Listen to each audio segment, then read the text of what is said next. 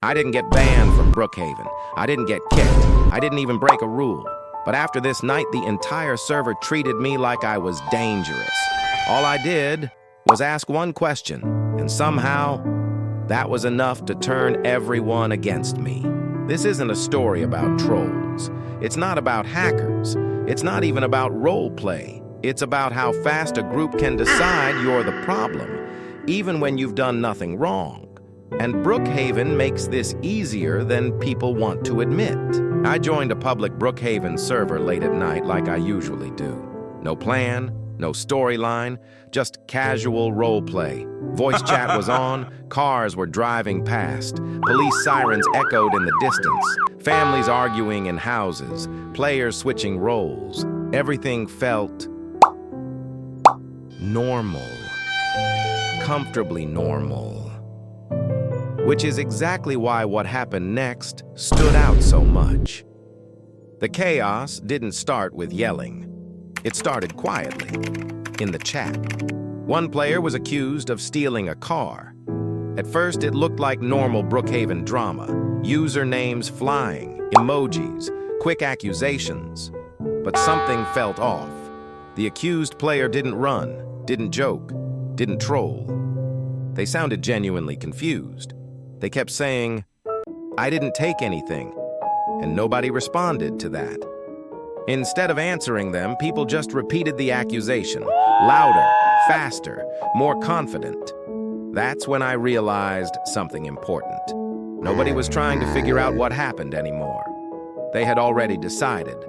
I hesitated before typing, because if you've played Brookhaven long enough, you know how this usually ends.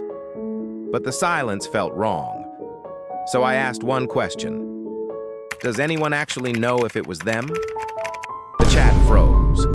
No messages, no voice chat, nothing. Like the server didn't know how to respond to doubt. Then someone finally replied, "Why are you defending them?" Not answering my question, questioning me. Another message followed. "Yeah, that's kind of suspicious." And that's when it clicked. In Brookhaven, asking questions isn't neutral. It puts a target on you. After that, everything shifted. The accusation wasn't about the car anymore. It was about intentions. Someone said I must have seen what happened. Someone else said I joined just to back them up. Another claimed they recognized my username. None of it was true, but nobody challenged it. A player switched into the police role. Another started investigating, even though they were just repeating what everyone else said. My character started getting followed. Not role-playing, not interacting, just standing there, watching.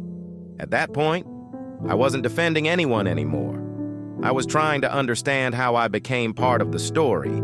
I explained I didn't know the player, that I had just joined, that none of this made sense.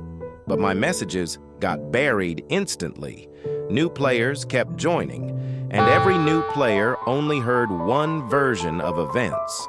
Not what happened, but what the server agreed happened. They're together. Just report both. Get them out. That's when I stopped responding, because the more I explained, the guiltier I sounded.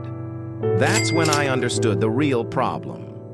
Brookhaven isn't about roleplay anymore. It's about momentum. Whoever accuses first controls the narrative. Whoever has more people wins. Truth doesn't matter. Context doesn't matter. And the moment you question the group, you become part of the problem.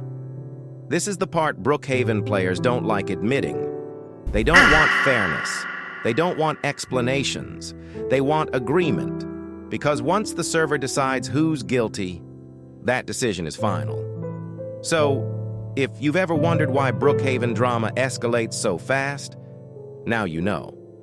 And if you've ever stood against it, you already know what happens next.